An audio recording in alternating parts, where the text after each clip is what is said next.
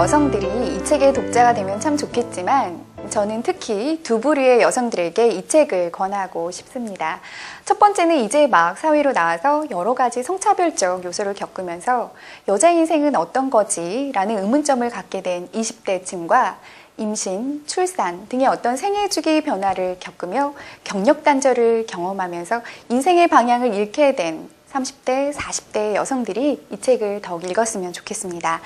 데이모노 펄벅의 조언은 이런 여성들에게 분명한 조언이 될 거라고 생각합니다.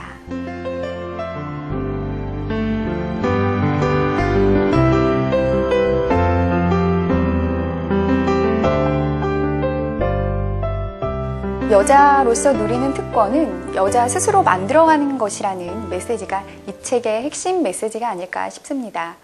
이 책의 목차 중에는 여성이라는 이유로 주어진 특권은 독이 든 성배와 같다라는 제목이 있어요. 과거의 미국 여성들은 크게 세 부류로 나눌 수 있는데요. 첫 번째는 타고난 재능을 무기로 평생 자기 성취를 하면서 발전적으로 성장하는 여성들이고요. 두 번째 부류는 안정적이고 만족스러운 육아와 가정생활을 하고 있는 층을 이야기합니다. 문제는 세 번째 부류인데요. 이들은 생활비를 벌어야 한다라는 압박에서는 자유롭지만 특별한 재능이나 직업도 없고 가사와 자녀 양육에도 큰 흥미를 느끼지 못합니다. 그러나 또 상당한 교육은 받은 여성들이기 때문에 현실을 분석하고 비판할 수 있는 소양과 안목은 있어서 좀처럼 자신들의 삶에 만족을 하지 못하는 문제점이 있죠. 이 부류의 여성들은 일을 하며 돈을 버는 여성들에게는 참 안 됐다, 딱하다라는 식의 어떤 표현을 하면서도 또 자신의 일을 가지고 승승장구하는 여성들에게서는 너무 나선다라는 식으로 비판을 하기도 합니다. 같은 여성들을 지지하기는커녕 어떻게 고깝게 바라보는 형태를 보이는 거죠. 펄벅은 바로 이런 여성들의 형태를 비판하며 분노를 느낀다고 표현을 했습니다.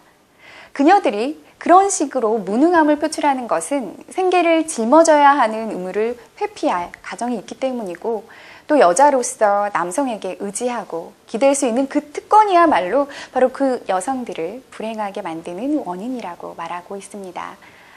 이런 여성들의 모습은 바로 지금 한국에서도 종종 찾아볼 수 있습니다.